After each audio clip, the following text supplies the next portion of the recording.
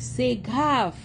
Le prophète Tibi Joshua, que beaucoup de personnes connaissent, pour ne même pas dire que tout le monde connaît le prophète Tibi Joshua du Nigeria, il est déjà allé retrouver ses ancêtres. Oui, ça fait déjà 2 ans parce que c'était en 2021 qu'il était parti.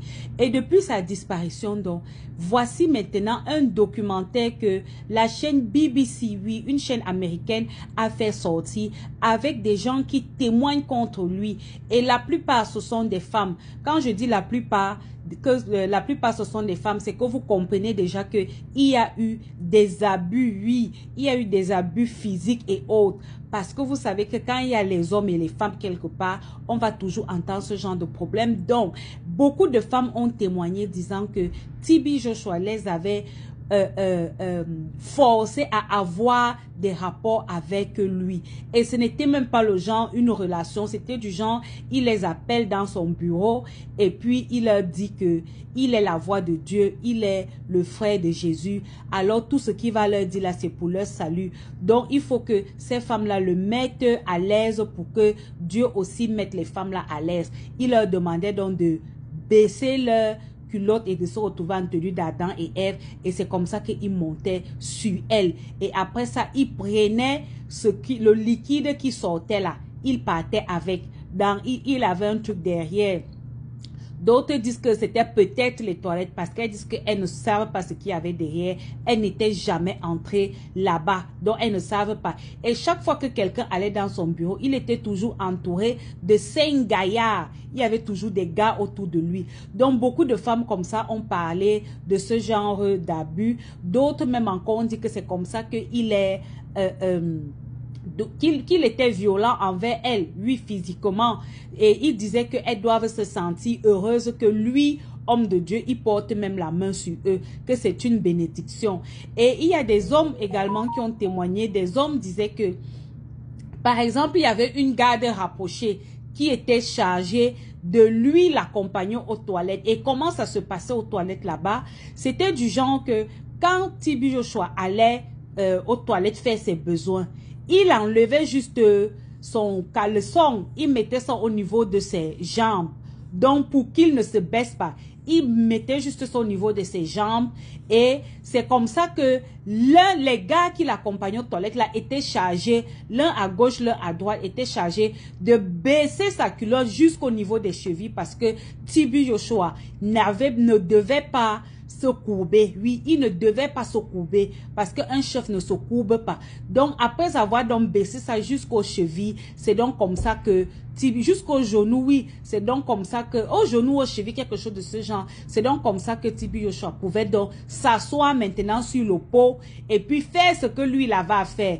Que ce soit que c'était les trucs qui sentent trop là, que ce soit que c'était juste l'eau, les gars étaient là, ils devaient tout aspirer et c'est comme ça que ça se passait. Donc, la question que beaucoup de personnes se posent, c'est quoi? C'est que pourquoi est-ce que c'est quand le monsieur part que toutes ces révélations sont en train de sortir?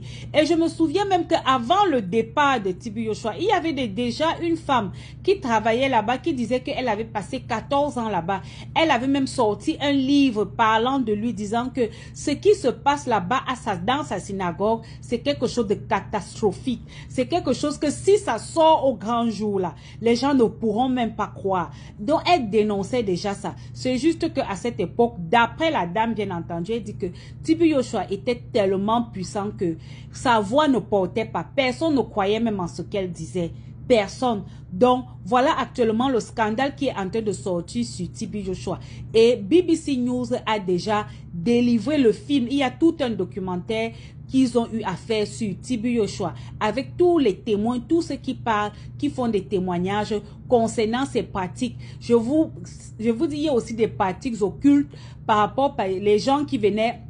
Je veux pas que la vidéo soit trop longue. Donc, il y avait des gens qui venaient, par exemple, lui donner des photos. Parce que vous savez, quand les gens montraient souvent leurs prières et tout ça, il y avait des photos. Quand ils prenaient les photos là, ils allaient dans le lieu de prière, à la montagne, parce qu'ils appelaient ça la montagne de prière. Que là-bas, la montagne de prière, il y avait les arbres là. et il perçait, il creusait des arbres et à l'intérieur là, on mettait les photos de toutes les personnes là. Et toutes ces personnes qui avaient des photos là venaient constamment à l'église. Ça veut dire qu'ils étaient d'une manière ou d'une autre déjà connectés à cette chapelle-là. Et c'est pour ça qu'ils étaient tout le temps là, tout le temps là, tout le temps là. Donc, le documentaire, comme je le disais, est sorti. On ne sait pas si c'est... Moi, personnellement, je ne sais pas si c'est vrai, si c'est faux, parce que je n'y étais pas. Je n'étais pas à la synagogue là-bas. Je regarde aussi ça à la télé aujourd'hui, comme c'est en train de sortir. Donc, dans cette histoire-là, moi, je ne sais pas ce qui est vrai, ce qui est faux. Toujours est-il que BBC a sorti un documentaire là-dessus. Plus malhonnête que lui, il n'y avait pas sur cette terre. Je ne sais pas si T.B. Joshua était malhonnête ou pas, mais lorsqu'il vivait encore, de nombreuses personnes faisaient les témoignages selon lesquels elles ont été guéries, elles traversaient des moments difficiles et T.B. Joshua, par ses prières, les a aidées.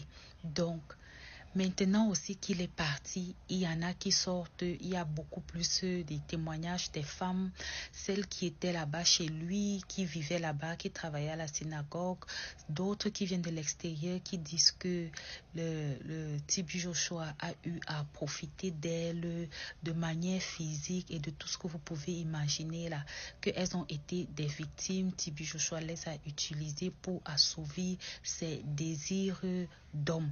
Donc, on ne sait pas. Voilà les deux camps qui s'opposent. Certains qui disent qu'il était vraiment un homme de Dieu, d'autres qui disent qu'il les a exploités. Donc, on ne sait pas. On ne sait pas. Moi, personnellement, je ne peux pas me prononcer sur cette question parce que, comme je le dis sur les vidéos précédentes que j'ai eu à faire sur lui, moi, je ne l'ai pas côtoyé, donc je ne peux pas me prononcer sur cette question-là. Je viens juste ici dire déjà ce qui a été dit sur les réseaux sociaux par des chaînes telles que BBC. BBC n'est pas américain. En plus, quand tu postes ça, ton opinion c'est quoi, ma soeur? Tu nais dans quelle religion? Oui, lorsque j'ai eu à faire la vidéo sur T.B. Joshua, j'ai dit que les informations que je donnais venaient de BBC, qui était une chaîne américaine. C'est après que j'ai constaté que non, c'était une erreur de ma part parce que BBC, effectivement, n'est pas une chaîne américaine. Lorsque j'ai eu à faire la vidéo sur T.B. Joshua, je n'ai pas donné mon avis, j'ai juste dit que voilà ce que BBC a eu à faire comme reportage sur T.B. Joshua. Et pourquoi est-ce que je n'ai pas eu à donner mon avis? Je ne me suis pas prononcée. Pourquoi? Parce que je n'ai pas connu T.B. Joshua. Que ce soit en tant que fidèle, que ce soit en tant que... je ne sais pas, quelqu'un qui travaillait là-bas, non, je ne l'ai pas connu. Je n'ai jamais mis mes pieds au Nigeria. Je n'ai jamais été à la synagogue dans laquelle il faisait ses cultes et autres. Donc, je ne l'ai pas côtoyé, ni de près ni de loin. Donc, je ne peux pas connaître si effectivement il était un homme de Dieu ou pas.